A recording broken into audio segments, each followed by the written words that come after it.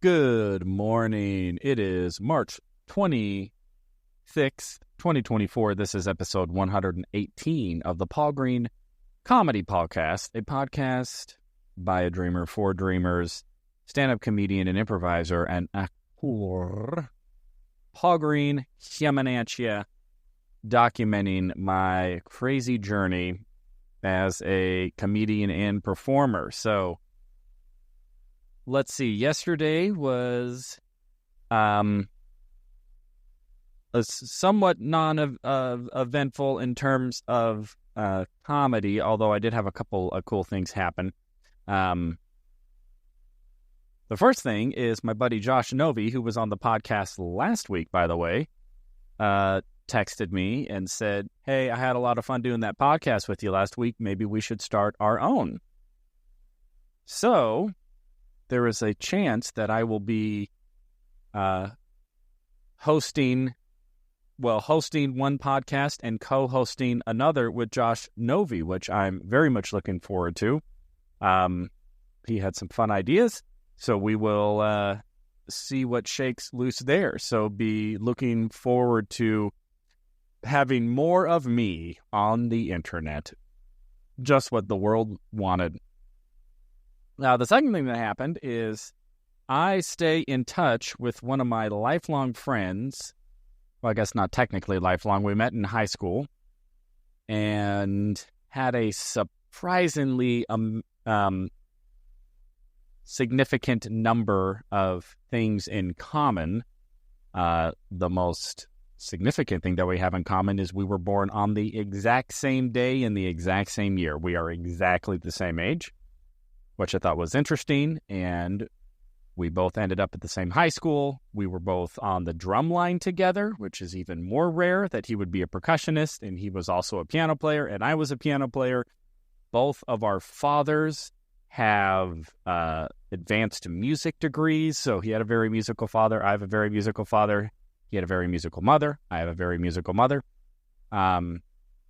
His family was very religious, and my family was also very religious.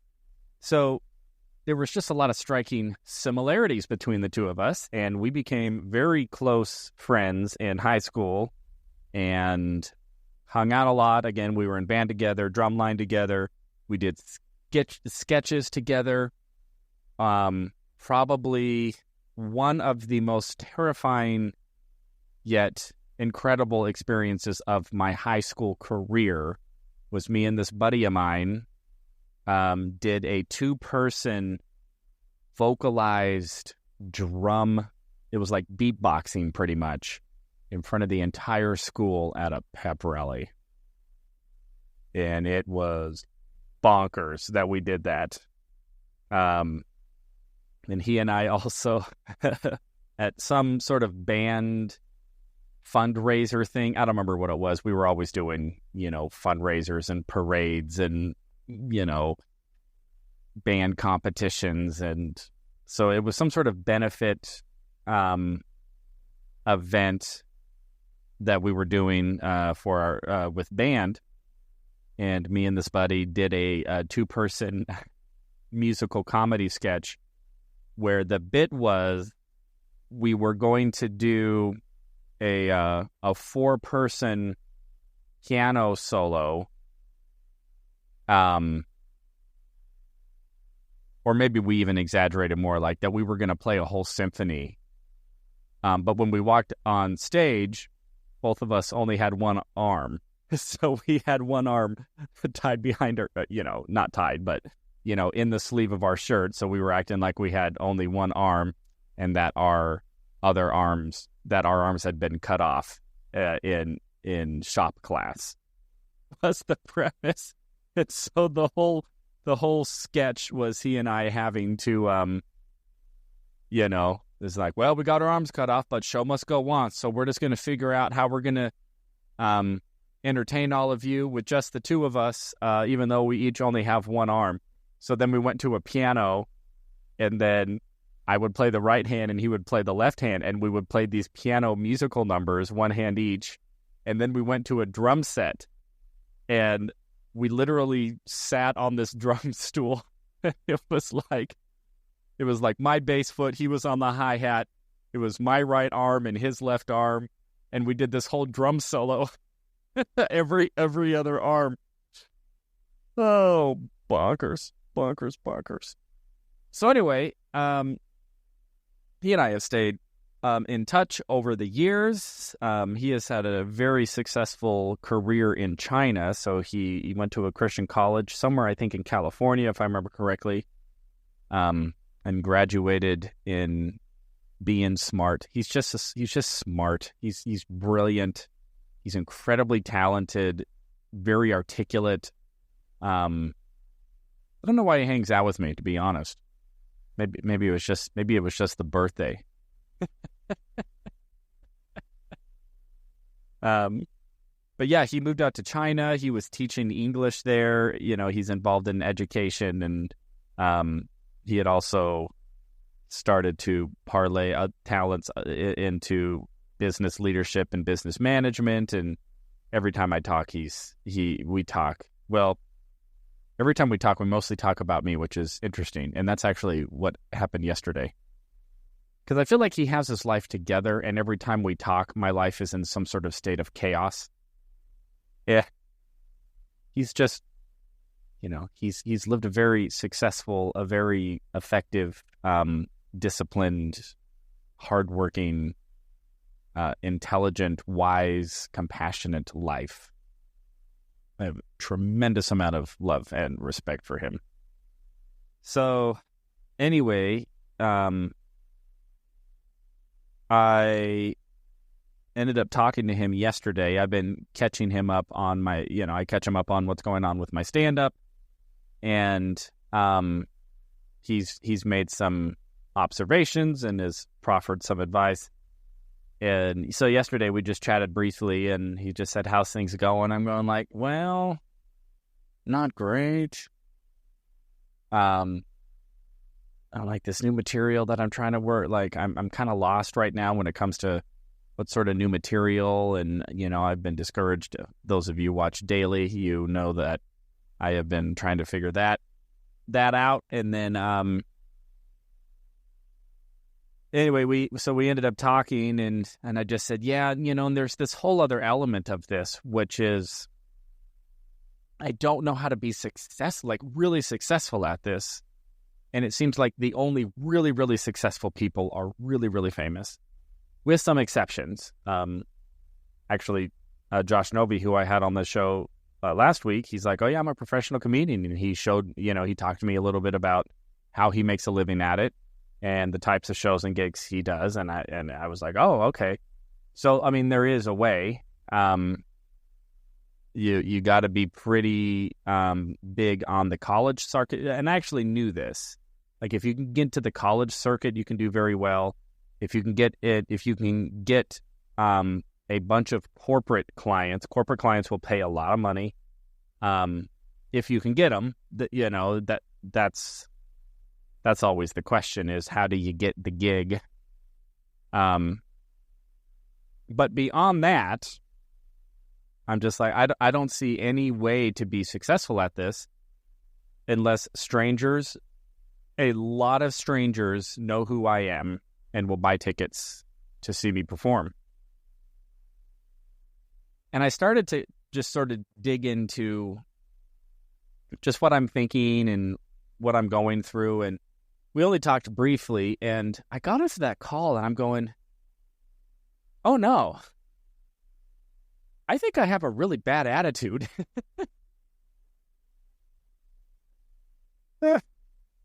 Oh my gosh. It's like, here I'm doing this podcast about going for your dreams and all positive and ambitions. But when I really started to dive into my psyche and what I believe, it's the belief systems about myself and about the industry that I'm in and what I'm trying to do. I'm going, my belief systems are pretty bad. I shouldn't use the word bad. They are ineffective. They are less effective belief patterns, especially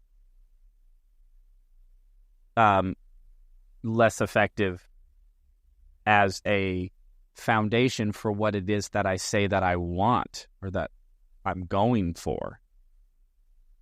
Because I just sort of started talking about just how hard it is to try to figure out a path, and I don't know how much of being successful to the degree that I want is within my control, and how much of it is contingent upon luck, some sort of the nebulous big break, and how hard do I have to work to put myself into position to be available for that big break. It's the whole, like, you had to be at the right place at the right time, but you also had to prepare yourself for years and years and years to be able to show up randomly at the right place at the right time. And there's plenty of people who have been doing this for a long time who still haven't got that big break, which is discouraging.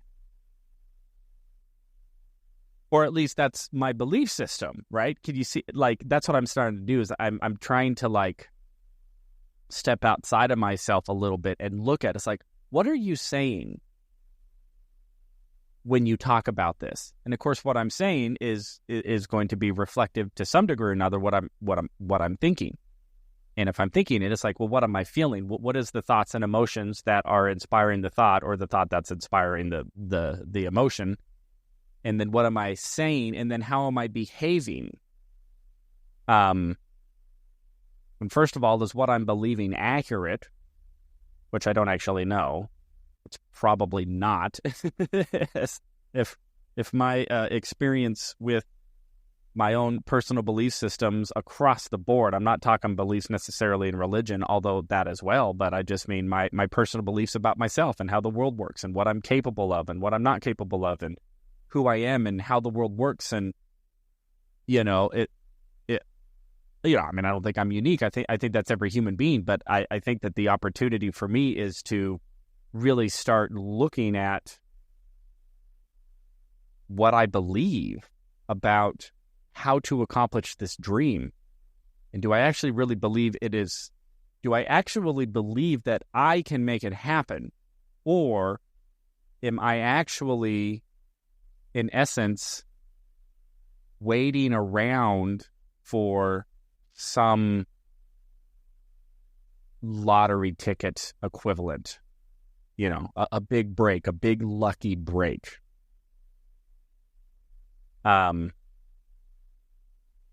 Or is there actually a path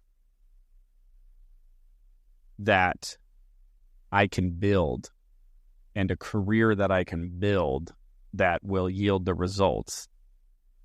It's like, how does one get $1 million? Well, you can work and build a business over a decade, or you can get lucky and win the lottery. So it's like, am I treating this dream like it's actually a lottery ticket? Like I'm actually it's just, what all the work that I do, I'm actually just buying lottery tickets.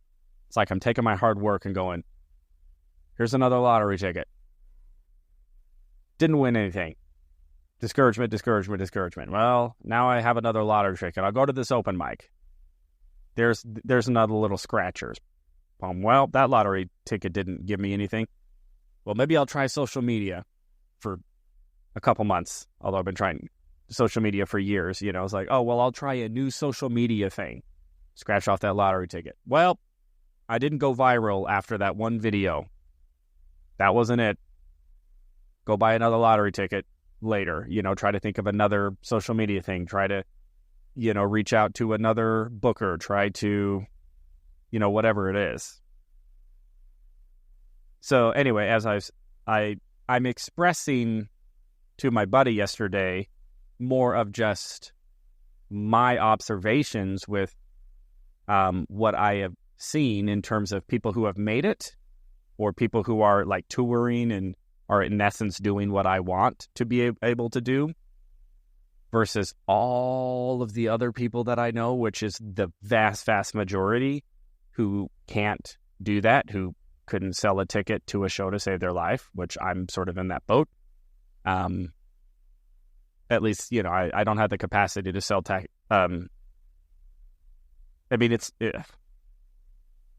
I could sell a few tickets to friends and family in the Phoenix area if I busted my arse. So anyway, I was just expressing that to him, and he wanted to have a bit of a strategy session with me tomorrow, because he is starting, this is my high school buddy, he's starting to gravitate towards a executive coaching, leadership coaching type space, which is perfect for him because he is just incredibly wise. And he in essence, he didn't really call me out. He's not that type. He's not like he's a very, very effective communicator. I'll put it that way. He's an incredible listener, really good at really listening, paying attention, and then being, hey, I just heard this. One of the things that I said was, I don't know how much of what I'm doing is actually realistic, or how much of it is me just hoping for some sort of, again, like a lottery ticket. Am I just hoping to win the lottery? Have some YouTube video of mine go madly viral, like Matt Rife or something, and then all of a sudden I got 20 million followers, and then everybody wants to see me, so then I can just build a comedy tour and grow my influence and get my Netflix special and blah, blah, blah, blah, blah. Am I going to get that big break? But that feels like hope. I don't know how to get to that stage. And then I said casually, I was like, and as you know, hope is not a strategy. And he goes, who said that? Or where did you hear that? And that's when my mind started to go oh, hope is not a strategy. That's a belief. You see? I'm like, oh, I have a belief system in there. Now, I'm not saying hope is or is not a strategy, but I do have to look at, well, why did I just say that? And why do I believe that? And where did that belief come from? And for anybody who's maybe been in any sort of business, leadership, growth, growing your business, anything, I feel like it stems from that community somewhere. And I don't know where it originated from. Tony Robbins or one of those guys, Grant Cardone, hope is not a strategy. And then he said, well, if hope is not a strategy, what is a strategy? You've told me what the absence of a strategy is. So what is the strategy? And I went, I don't have a clue how to do this. I don't know where to focus my time. I don't know what works. All I know is everything that I have tried in terms of growing a brand to date has not moved the needle really at all for me. Everything that I have booked has just come from people who know me, from showing up and doing open mics, and then doing good at the open mic, and then getting on a show or two, and then because I'm on the show, I meet another comic, and then, that comic's like, oh, you're funny, let's put you on my show, and, that's what I've done. That only seems to go so far, or at least it has to date. So I will have an opportunity today. I might have messed up the todays and the tomorrows. Again, I filmed this the night before, so if I messed up something to where I was I'm filming it the night before, but I speak as though I am talking when I release it, which is the next morning, but sometimes I forget that. So by the time you are listening to this, I will be speaking to my buddy this afternoon. We had our initial conversation yesterday. So we will see how that goes. We'll see if my buddy, my good old high school buddy, has a strategy for me that will be effective, or what he will discover. But getting off that call, I did really start looking at my belief systems and going, I don't think any strategy could be effective if these are the belief systems from which I'm operating from.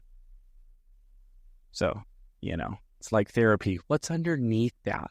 But what's underneath that?